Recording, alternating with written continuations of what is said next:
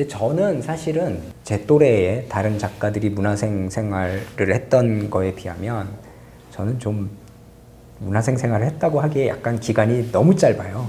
최신호 선생님이라고 예전에 이제 원시소년 토시 뭐 이런 거 보물섬에 연재하셨던 그런 분인데, 선생님 밑에 문화생이 저 말고 한 3명 정도 있었을 정도로 그냥 혼자 거의 작업을 하시고 문화생을 안 쓰는 분이었고, 저도 선생님 밑에 혼자 있었는데 불과 그게 5개월이었어요. 5개월 동안 사실은 뒤처리?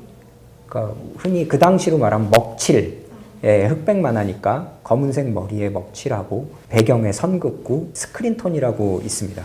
그거 붙이고 뭐 그런 아주 단순 작업 5개월 하다가 전 졸업해버렸거든요. 그래서 다른 문화생 생활했던 분들 앞에서 제가 문화생 생활했다고 얘기하기엔 약간 창피해요. 그래도 뭐 할 건 다 하긴 했죠. 한겨울에 뭐 걸레 빨고 청소하고 뭐 설거지하고 뭐 그런 것들은 다 하긴 했으니까.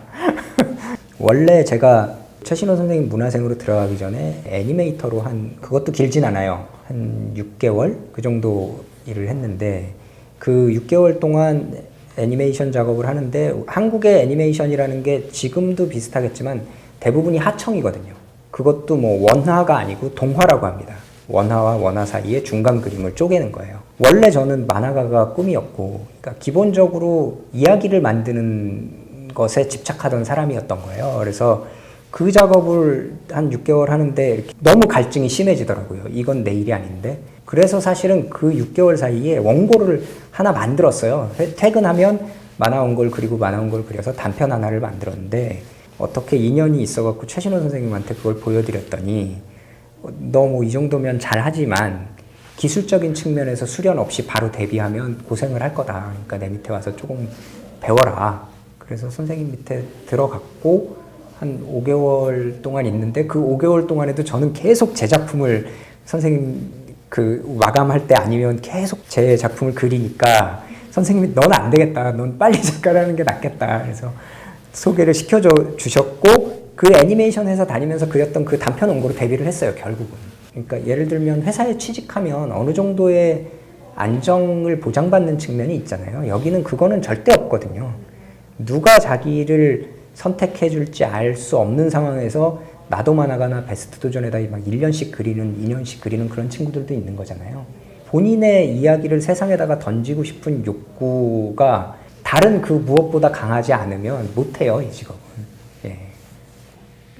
뭐 있기는 한데요. 전에 하려고 했던 애니메이션이라거나 또는 학교 다닐 때 뭐 잠깐 괜찮지 않을까 생각했던 어떤 일러스트레이터라거나 이런 쪽 창의적인 일을 하는 쪽으로 갔을 거라고 생각을 하고요. 아니면은 좋은 집안에서 태어났으면 뭐 순수 미술을 했다거나 또는 아니면 영화 감독 같은 거를 할 수 있었다거나 뭐 그렇지 않았을까라고 생각을 하는데, 개인적으로 만약에 다시 태어난다면 무슨 직업을 가져볼래라고 한다면 저는 몸을 쓰는 직업을 가져보고 싶어요. 예를 들면 최근에 작품을 준비하면서 그 주인공이 파쿠르를 하거든요. 근데 그 파쿠르를 하는 주인공 때문에 영상을 찾아보고 또 그걸 이미지로 옮기는 작업들을 하면서 너무 매력적인 거예요. 그 파쿠르를 하는 분들이. 그런 일이거나 격투기라거나 완전히 반대의 직업을 가져보고 싶어요. 만약에 다시 태어난다면. 그렇습니다. 글쎄 많아요.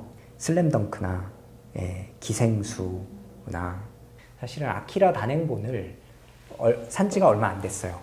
그 새로 나온 게 한 2년 됐나 3년 됐나. 근데 그거를 이제 한 몇 달 전에 풀세트로 샀는데, 그래서 오랜만에 그걸 다시 봤거든요. 근데 너무 뛰어난 거예요.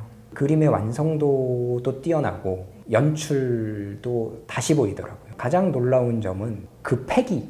물론 아키라를 그렸던 그 오토모가스 히로가 당시에 되게 젊었더라고요. 20대였어요. 그러니까 저는 사실은 작품을 볼 때 타인의 작품이든 제 작품이든 패기가 되게 중요하다고 생각하고 보거든요. 그래서 아무리 기술적으로 테크닉적으로 뛰어나게 잘 만들었어도 패기가 보이지 않으면 저는 사실은 매력을 못 느껴요. 아키라가 갖고 있는 그 패기를 지금까지도 저는 그런 패기를 본 기억이 없어요. 그 웹툰에서 아쉬운 점이 하나 있다면 새로운 이야기를 끄집어내는 능력이라거나 이런 거는 확실히 뛰어나기는 한데, 그림에 대해서 조금 집착하던 시기에 있었던 패기 같은 것들을 보여주는 작품은 사실 드물어요. 우리나라 90년대에는 권가야 같은 사람이 있었거든요.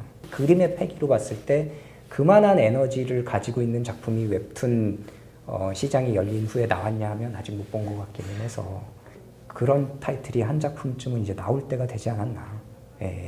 아키라에 응답하는 작품이 하나쯤 나왔으면 좋겠다는 바람이 있어요.